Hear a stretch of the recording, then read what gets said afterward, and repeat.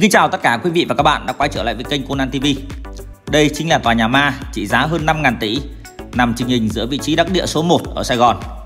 Và đây cũng chính là vị trí của vũ trường phi thuyền năm xưa, từng là nơi ăn chơi bậc nhất ở Sài Gòn. Nơi này từng được Nam Cam bảo kê và có cổ phần ở trong đó. Nơi này, Thái Bánh, Nam Cam và Dung Hà đã có những vụ đối đầu đến sứt đầu mẻ trán. Trở lại với chủ thể chính là tòa nhà zombie 42 tầng bị bỏ hoang 11 năm nay, tại vị trí giao cắt giữa đường Tôn Đức Thắng và đường Hàm Nghi ở quận 1, thành phố Hồ Chí Minh. Vị trí còn đẹp hơn cả vị trí của tòa nhà Bitexco bây giờ. Đi vào ban đêm hay ban ngày, nếu không để ý thì ngay cả người Sài Gòn cũng khó có thể nhận ra được sự hiện diện của tòa nhà ma này. Tòa nhà này đã kéo chậm sự phát triển của thành phố Hồ Chí Minh, làm xấu đi bộ mặt của thành phố. Chụp ảnh vào ban đêm, nhìn nó như một tòa nhà ma, như một xác chết vô hồn. Muốn chụp đẹp thì phải né nó, làm bức ảnh về Sài Gòn không còn được trọn vẹn. Các bạn đừng quên bấm like video, bấm subscribe và bật chuông để ủng hộ kênh Conan TV nhé. Trước tiên, xin nói một chút về quá khứ của tòa nhà này. Trước đây, dự án này do Công ty Cổ phần Địa ốc Sài Gòn MNC làm chủ đầu tư, với các cổ đông bao gồm Công ty Cổ phần MNC, Tổng Công ty Du lịch Sài Gòn, chính là Sài Gòn Tourist, Ngân hàng Thương mại Cổ phần Đông Á, Công ty trách nhiệm hữu hạn chứng khoán Ngân hàng Đông Á và Công ty Cổ phần Vàng bạc đá quý Phú Nhuận PNG. Dự án này được khởi công từ năm 2007 và dự kiến hoàn thành trong năm 2011. Nhưng đến năm 2011, khi dự án đạt được 80% khối lượng thì bị đắp chiếu do hai nguyên nhân chính. Thứ nhất là do cổ đông chưa thu xếp được vốn, giãn tiến độ để chờ thị trường bất động sản hồi phục. Và thứ hai là vấn đề về đền bù giải tỏa. Trái ngược với sự hoa lệ của tòa nhà Bitexco thì tòa nhà này sau 11 năm vẫn là một khối bê tông đen thui lùi giữa thành phố Hồ Chí Minh phồn thịnh. Đáng chú ý là dù tòa nhà này đã ngừng thi công nhưng vẫn phải trả lãi ngân hàng hơn 1 tỷ đồng một ngày, với khoản vay hơn 5.000 tỷ đồng được thế chấp bằng chính dự án này. Đến tháng 11 năm 2015, chủ đầu tư dự án cao ốc Sài Gòn One Tower đã bị Cục Thuế thành phố Hồ Chí Minh thông báo phong tỏa hóa đơn vì nợ thuế quá hạn hơn 4,6 tỷ. Từ đó đến nay, Ủy ban nhân dân thành phố Hồ Chí Minh cũng đã tiến hành rất nhiều cuộc họp với rất nhiều đơn vị liên quan nhằm tháo gỡ khó khăn cho dự án này nhưng bất thành. Vào cuối năm 2017, dự án này được cho là đã về tay nhà đầu tư ngoại là Công ty Cổ phần Phát triển Bất động sản Alpha King. Công ty này có cổ đông chính là Alpha King Investment Limited giữ 93,3% và hai cá nhân Lizzie Bin và Chilcon Kenneth nắm mỗi người là 3,3%. Chủ mới của tòa nhà này được cho là có kế hoạch thuê công ty kiến trúc của Singapore để thực hiện hoàn thiện dự án và đưa vào hoạt động vào năm 2018. Tuy nhiên, trong khi dự án chưa được rục rịch gì thì công ty quản lý tài sản gọi tắt là VAMC đã ra một văn bản về việc thu giữ tài sản đảm bảo, chính là dự án cao ốc phức hợp Sài Gòn MC, nhằm mục đích xử lý và thu hồi nợ. Và tại thời điểm đó thì nhóm khách hàng là bao gồm cả Sài Gòn One Tower đã có tổng dư nợ kể cả gốc và lãi là hơn 7.000 tỷ đồng. Thì sau đó VAMC đã ký hợp đồng mua nợ có giá trị hơn 7.000 tỷ của một số cái tổ chức tín dụng, trong đó có công ty Sài Gòn One Tower, tiền thân là Công ty Địa ốc Sài Gòn MNC. Và cho đến tháng 4 năm 2018 thì tòa nhà này được công ty quản lý tài sản là VAMC rao bán với giá khởi điểm là 6.110 tỷ đồng.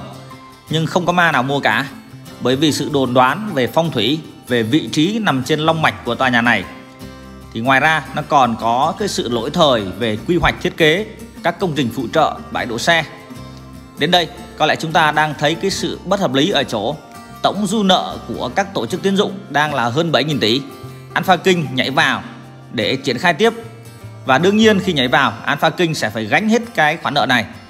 Nhưng VAMC đã nhảy sang để thu hồi rồi rao bán với giá 6.110 tỷ để rồi không ai mua, để rồi hình ảnh sự phát triển của thành phố Hồ Chí Minh bị ảnh hưởng trong suốt thời gian từ năm 2018 đến bây giờ. Tôi mơ hồ cho rằng trong câu chuyện này có nhiều điều uốn khúc và lằng nhằng. Sau nhiều lần đồn đoán về chủ nhân mới thì đến nay tòa nhà này đã chính thức có chủ mới chính là công ty cổ phần đầu tư và phát triển Vivaland, có văn phòng tại Singapore, Thành phố Hồ Chí Minh và Hà Nội. Đơn vị này sẽ phát triển và quản lý dự án này. Nay dự án được đổi tên thành IFC One Sài Gòn. IFC One Sài Gòn. Vivaland là một công ty nằm trong hệ sinh thái của tập đoàn Vạn Thịnh Phát. Vivaland mới thành lập 2 năm, có quy mô vốn vỏn vẹn chỉ có 2 tỷ đồng. Cơ cấu cổ đông sáng lập thì gồm có 3 người phụ nữ người Việt Nam là bà Nguyễn Thị Kim Khánh sở hữu 30% vốn điều lệ, bà Dương Thị Hạnh sở hữu 20% và bà Nguyễn Thị Ngọc Mai sở hữu 25% vốn điều lệ.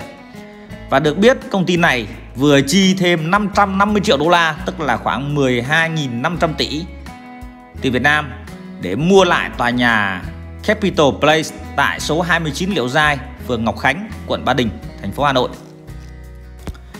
Theo như báo cáo năm 2020 thì doanh thu của Vivaland chỉ đạt 7 tỷ đồng, báo lỗ sau thuế 7 tỷ, tức là báo lỗ nha.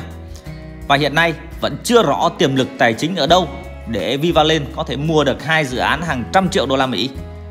Từ những mối quan hệ mạng nhện của doanh nghiệp này thì có rất nhiều vấn đề còn chưa được sáng tỏ và nhà đầu tư cũng cần hết sức thận trọng. Một doanh nghiệp với tình hình kinh doanh không mấy khả quan lại có tin là mua nhiều dự án bất động sản lớn, phải chăng đây là cách để Vivaland đánh bóng tên tuổi, tạo thuận lợi cho việc rao bán, nâng giá cho các dự án bất động sản đã, đang và sắp được trình làng? Và nguồn tiền bí ẩn đã cung cấp cho Vivaland để thâu tóm cái quỹ đất rộng lớn từ đâu mà có vẫn còn là một ẩn số. Song với việc Vivaland do là ông chủ người Hoa sở hữu và có liên quan đến cái tên Vạn Thịnh Phát, nó đã khiến và nó càng thu hút sự quan tâm của dư luận.